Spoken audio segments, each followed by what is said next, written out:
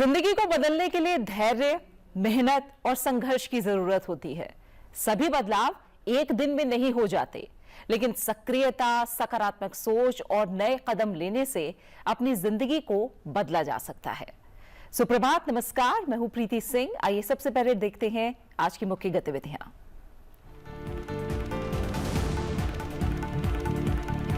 आज शाम से थम जाएगा देश भर में चुनावी प्रचार। 1 जून को होगा अंतिम चरण का मतदान। 7 राज्यों और केंद्र शासित प्रदेश की 57 संसदीय क्षेत्रों के लिए होगी वोटिंग। 4 जून को आएंगे नतीजे।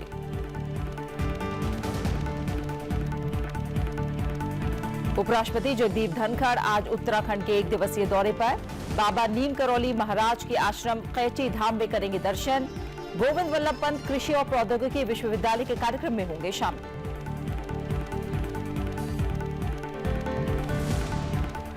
पश्चिम बंगाल में भी नागरिकता संशोधन अधिनियम के तहत नागरिकता देने की प्रक्रिया शुरू।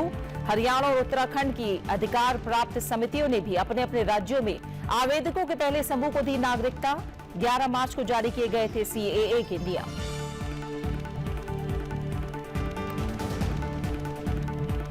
जेनेवा में 77वीं विश्व स्वास्थ्य सभा में भारत ने डिजिटल हेल्थ पर एक अलग कार्यक्रम का किया आयोजन। कोर देशों समेत 100 से ज्यादा देशों ने की भागीदारी।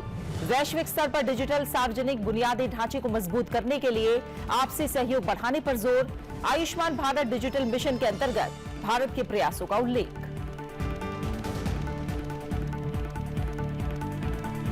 गर्मी से बेहाल उत्तर भारत। दिल्ली में पहली बार 52 डिग्री सेल्सियस के पार पहुंचा तापमान। मजदूरों को दोपहर 12 से 3 बजे तक मिलेगी छुट्टी। दिल्ली के एलजी ने किया ऐलान। बिहार में गर्मी से 80 छात्र हुए बेहोश। मॉनसून के 24 घंटे में केरल पहुंचने का अनुमान।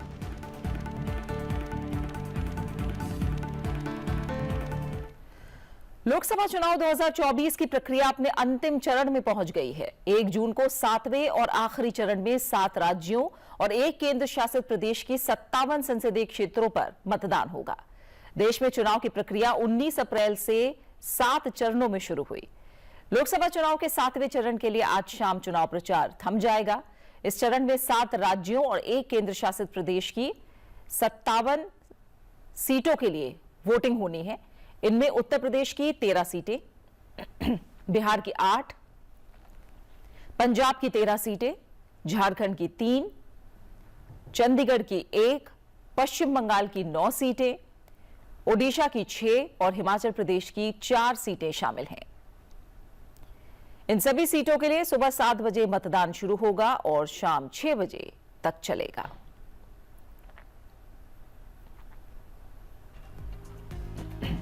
सातवें चरण में कुल 904 उम्मीदवार मैदान में हैं। इनमें प्रधानमंत्री नरेंद्र मोदी वाराणसी लोकसभा सीट से तीसरी बार चुनाव मैदान में हैं, जबकि मंडी से बीजेपी की कंगना रनौत और कांग्रेस के विक्रमादित्य सिंह, गोरखपुर से बीजेपी के रवि किशन और समाजवादी पार्टी के काजल निषाद, हमीरपुर से बीजेपी के अनुराग ठाकुर और कांग्रेस के सत्यपाल सिंह रायजादा और डायमंड हार्बर से टीएमसी के अभिषेक बैनर्जी और बीजेपी के अभिजीत दास के बीच मुकाबला है। 4 जून को चुनाव परिणामों का ऐलान होगा।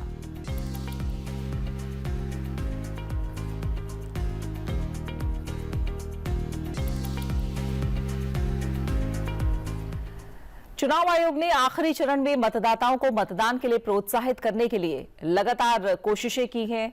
आइए इससे जुड़ा एक वीडियो देखते हैं।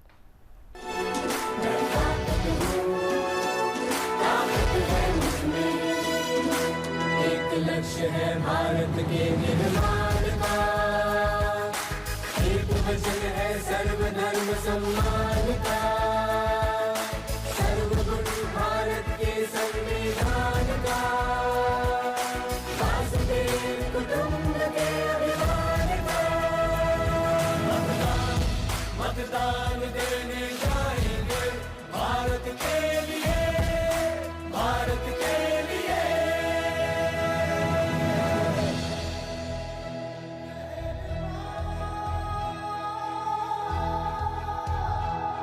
हम पात पात, हम फूल फूल, हम एक बगियन की शाखा है। इस धरती पे मेरा भारत हम सबका ही ये राखा है।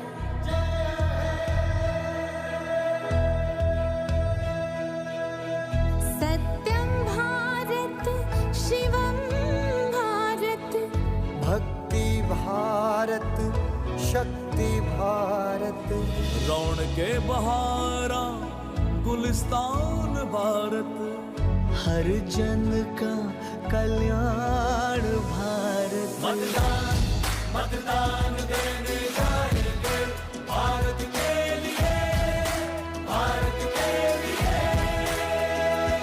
मैं भारत हूँ, भारत है मुझमें, मैं ताकत हूँ, ताकत है मुझमें।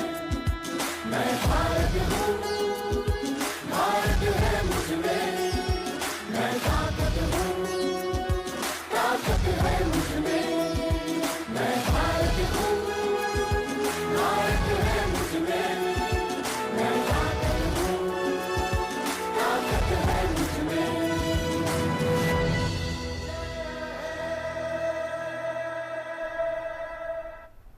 तो अब आखिरी चरण का मतदान होना है, आप भी वोट जरूर दें। उपराष्ट्रपति जगदीप धनखड़ आज उत्तराखंड के एक दिवसीय दौरे पर रहेंगे। उत्तराखंड के एक दिन के दौरे के दौरान उपराष्ट्रपति आज कैंची धाम में नीम करौली मंदिर जाएंगे, जहां वो बाबा नीम करौली महाराज के आश्रम कैंची धाम में दर्शन करेंगे। कैंची धाम से लौटने के बाद उपराष्ट्रपति गोविंद वल्लभ पंत कृषि और प्रौद्योगिकी विश्वविद्यालय पंतनगर में national agriculture higher education project भवन में आयोजित कार्यक्रम में हिस्सा लेंगे और प्रोफेसरों के सम्मेलन को भी संबोधित करेंगे। पश्चिम बंगाल में भी नागरिकता संशोधन अधिनियम के तहत नागरिकता देने का सिलसिला शुरू हो गया है। यहां आवेदकों के एक सेट को नागरिकता सर्टिफिकेट सौंपे गए हैं। राज्य से प्राप्त आवेदनों के पहले समूह को पश्चिम बंगाल राज्य की अधिकार प्राप्त समिति ने नागरिकता दी है। इसी तरह हरियाणा और उत्तराखंड राज्यों की अधिकार प्राप्त समितियों ने भी नागरिकता संशोधन नियम 2024 के अंतर्गत अपने अपने राज्यों में आवेदकों के पहले समूह को नागरिकता दी। इससे पहले 15 मई को केंद्रीय गृह सचिव ने नई दिल्ली में नागरिकता संशोधन नियम 2024 की अधिसूचना के बाद दिल्ली की अधिकार प्राप्त समिति द्वारा प्रदान किए गए नागरिकता प्रमाण पत्रों का पहला सेट आवेदकों को सौंपा था। सरकार ने 11 मार्च 2024 को नागरिकता संशोधन नियम को अधिसूचित किया था। नियमों में आवेदन करने के तरीके आवेदनों को जिला स्तरीय समिति और राज्य स्तरीय अधिकार प्राप्त समिति जांचती है, जिसके बाद नागरिकता प्रदान करने के तरीके निर्धारित किए गए हैं। आवेदनों की जांच पूरी तरह से ऑनलाइन पोर्टल के माध्यम से की जाती है। इन नियमों के तहत पाकिस्तान, बांग्लादेश और अफगानिस्तान से आए हुए हिंदू, सिख, जैन, बौद्ध, पारसी और ईसाई समुदायों से संबंधित व्यक्तियों से आवेदन प्राप्त हुए हैं, जिन्होंने धर्म के आधार पर उत्पीड़न या ऐसे उत्पीड़न के डर से 31 दिसंबर 2014 तक भारत में प्रवेश कर लिया था।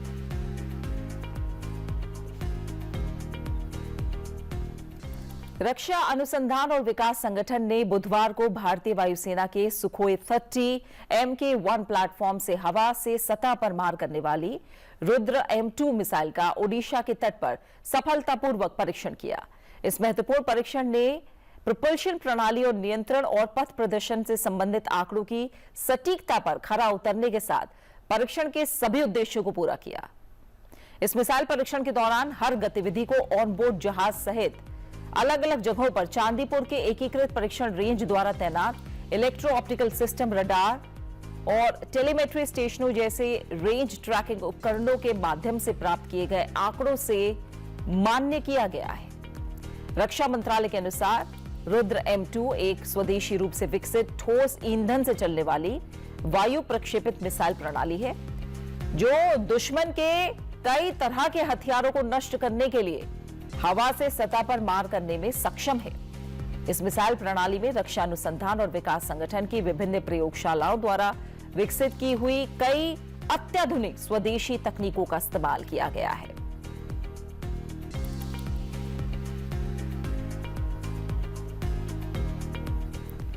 भारतीय अर्थव्यवस्था दुनिया में सबसे तेजी से आगे बढ़ती हुई इकोनॉमी बनी हुई है और वर्ल्ड बैंक से लेकर IMF समेत तमाम ग्लोबल एजेंसियों ने भारत पर भरोसा जताया है।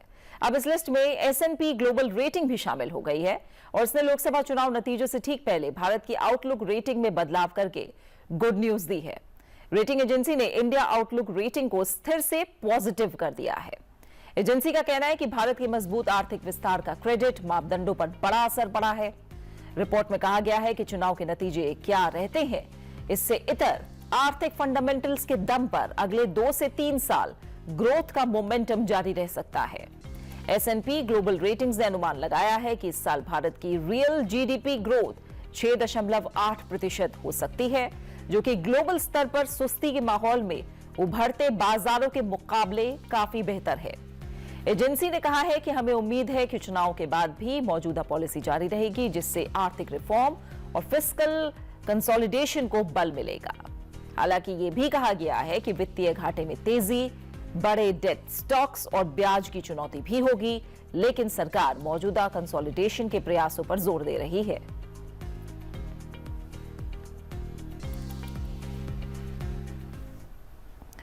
भारतीय रिजर्व बैंक ने बुधवार को बड़ी कार्रवाई करते हुए एडेलविस ग्रुप की ऋण देने और परिसंपत्ति पुनर्निर्माण शाखाओं पर व्यावसायिक प्रतिबंध लगा दिए हैं। एक आधिकारिक बयान में केंद्रीय बैंक ने ECL फाइनेंस लिमिटेड को अपने रिटेल लोन के संबंध में पुनर्भुगतान या खातों को बंद करने के अलावा किसी भी संचरित लेन देन को करने से रोकने के लिए कहा है। RBI के बयान में कहा गया है कि दोनों कार्रवाई तत्काल प्रभाव से लागू हैं। हाल के दिनों में RBI ने लोन की एवरग्रीनिंग के लिए वैकल्पिक निवेश कोष के बारे में चिंता जताई थी और वित्तपोषकों से ऐसे निवेश के लिए अधिक धनराशि अलग रखने के लिए कहा था। केंद्रीय बैंक ने IIFL फाइनेंस को गोल्ड लोन देने से रोकने और JM फाइनेंशियल प्रोडक्ट्स जैसी गलत संस्थाओं पर व्यावसायिक प्रतिबंध लगाने को का भी सहारा लिया है।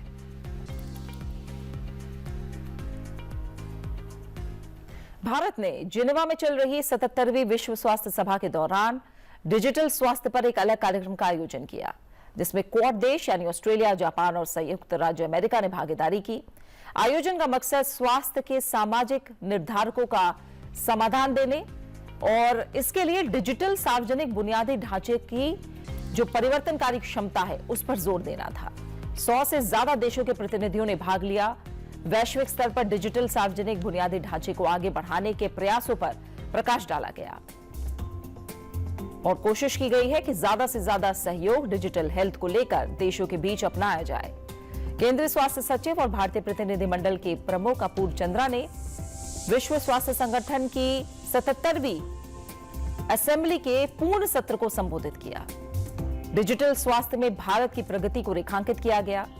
उन्होंने न्याय संगत और सुलभ स्वास्थ्य सेवा सुनिश्चित करने, सार्वभौमिक स्वास्थ्य सुविधा प्रदान करने में योगदान देने और सतत विकास लक्ष्य 3 यानी अच्छे स्वास्थ्य और कल्याण की उपलब्धि में डिजिटल स्वास्थ्य की भूमिका पर प्रकाश डाला।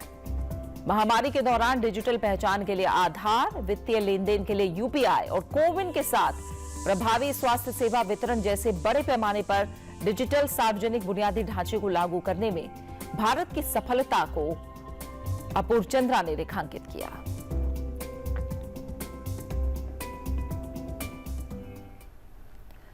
और आधार से लेकर आयुष्मान भारत तक भारत के डिजिटल सार्वजनिक बुनियादी ढांचे को जिनेवा में WHO की 77वीं विश्व स्वास्थ्य सभा में प्रदर्शित किया गया।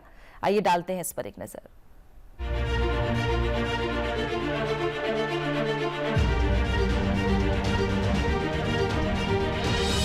India's digital public infrastructure journey started with Aadhaar, the world's largest digital ID system, which led to a thriving digital ecosystem aiming to empower the lives of the citizens and fuel economic growth.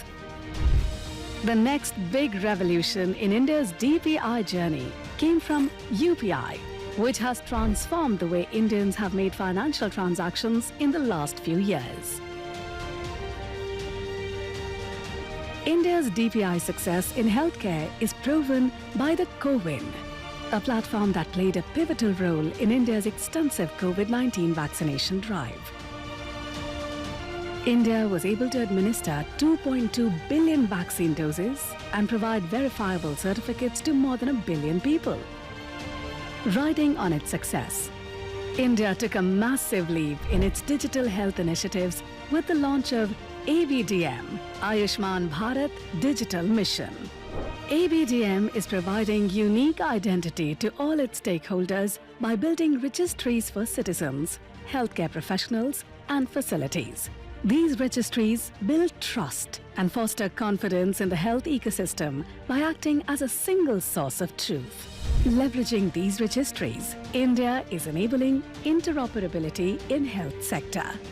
Health Information Exchange and Consent Manager facilitate citizens to access and share their health records with consent. Unified Health Interface promotes discovery and delivery of health services. And National Health Claims Exchange is standardizing the insurance payments ecosystem. NHCX is reducing cost and efforts for claim adjudication. Scan and Share initiative is one of many use cases utilizing the Citizen Registry. It allows quick OPD registration via QR codes, reducing wait times for patients. India has already demonstrated with the cashless and paperless delivery of 70 million hospitalization services amounting to $11.3 billion under Ayushman Bharat Pradhan Mantri Jan Arogya Yojana, ABPMJAY, which is world's largest public funded health assurance scheme that provides health coverage of 500,000 Indian rupees to 550 million Indians. Similarly, India's success with COVID vaccination drive, with help of CoWIN, is now transforming the platform to UWIN for Universal Immunization Program of the Government of India. Further, initiatives like eSanjeevani, the National Telemedicine Platform, and Telemanas for Mental Health are bringing healthcare to people in comfort of their homes. With robust digital public infrastructure in healthcare, India's health ecosystem can unlock immense possibilities for its citizens and the world.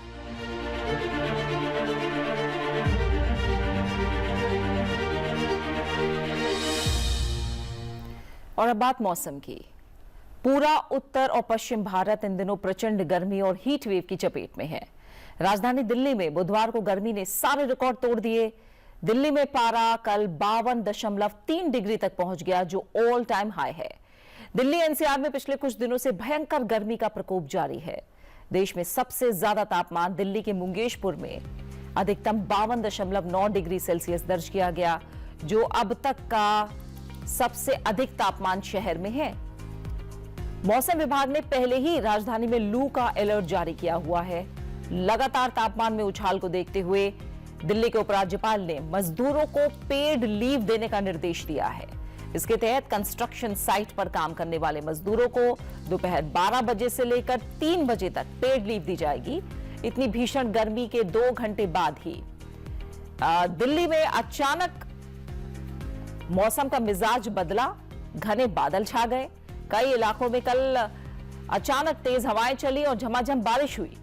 Delhi के साथ साथ नोएडा, गाजियाबाद समेत NCR के अन्य इलाकों में भी मौसम बदल गया। हालांकि बारिश कुछ देर ही रही।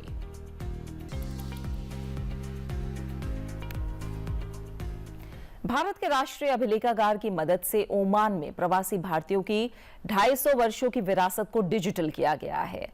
एनएआई की ये पहली विदेश परियोजना है।